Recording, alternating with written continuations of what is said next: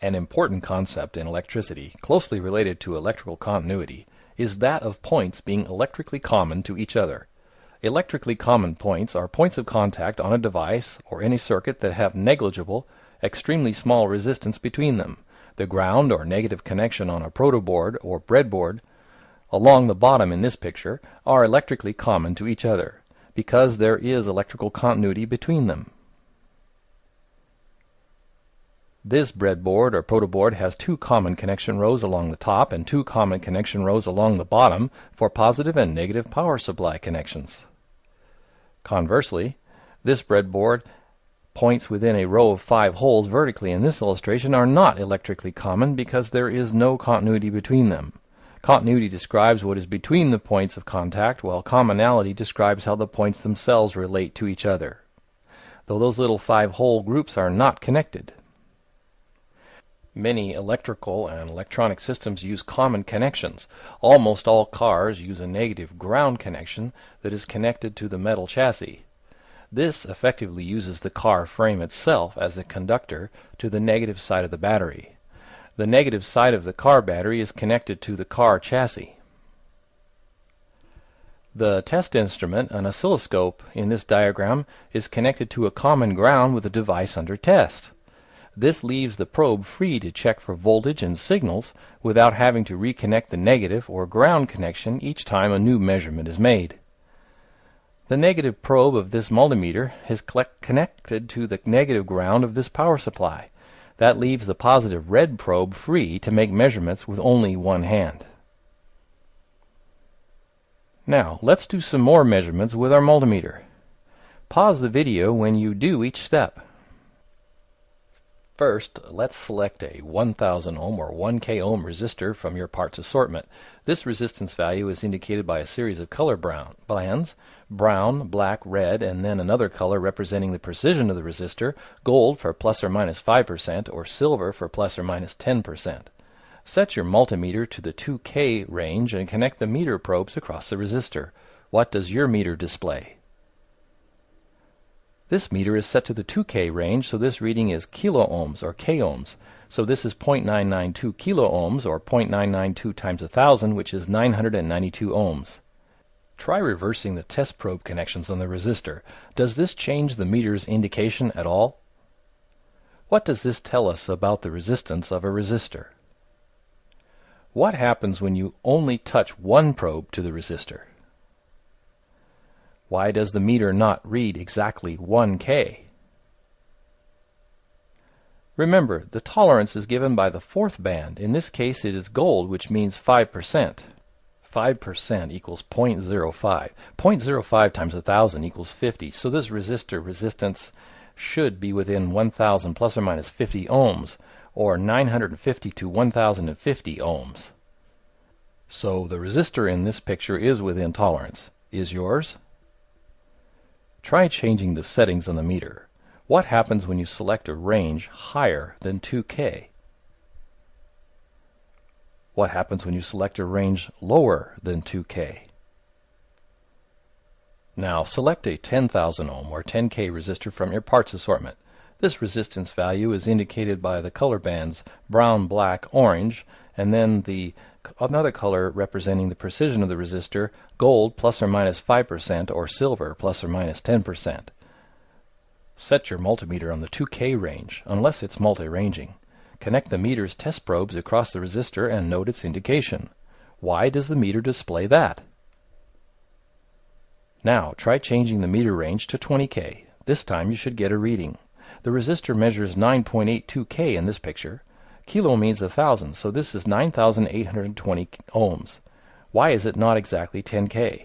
Remember, the fourth band means that this is within 5%. Is this resistor within tolerance?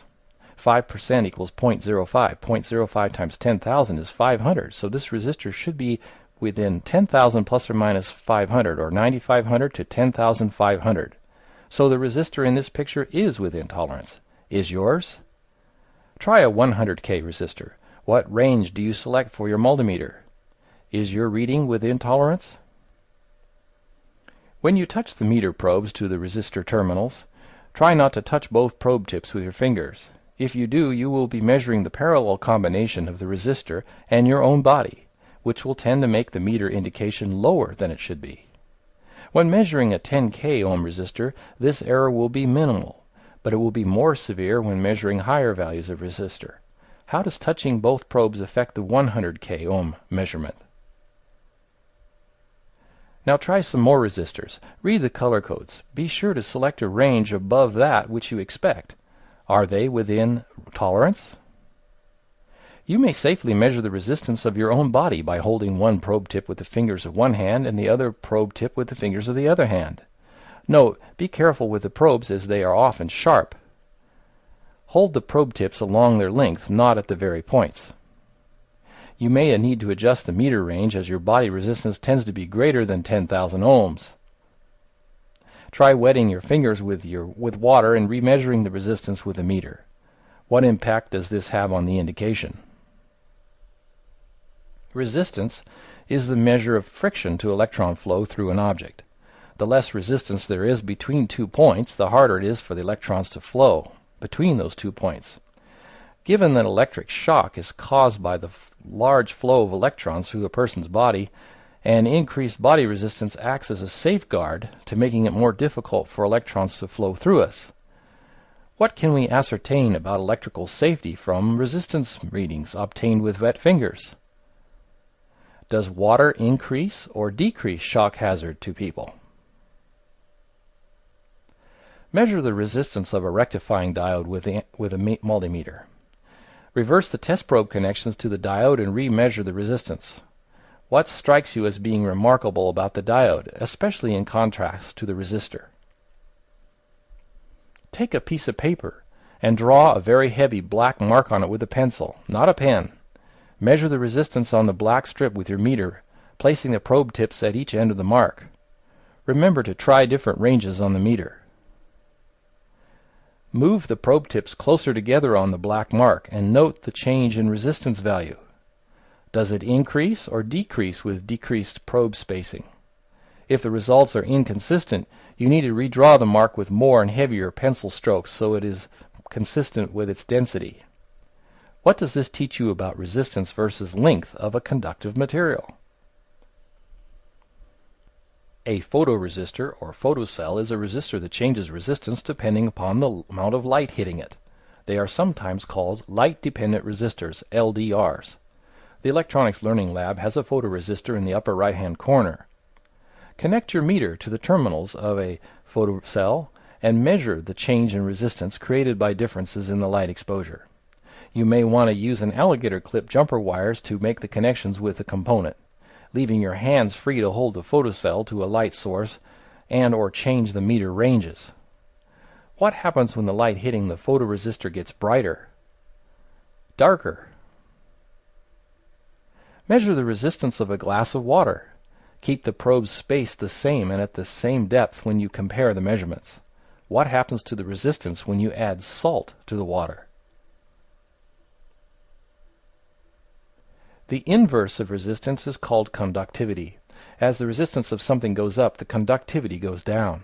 Sometimes it is more convenient to talk about conductivity of something.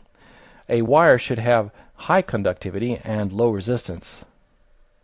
Pure water has high resistance and low conductivity. Conductivity measurements are a good way to see if water is pure or polluted. Experiment with measuring the resistance of several different types of materials.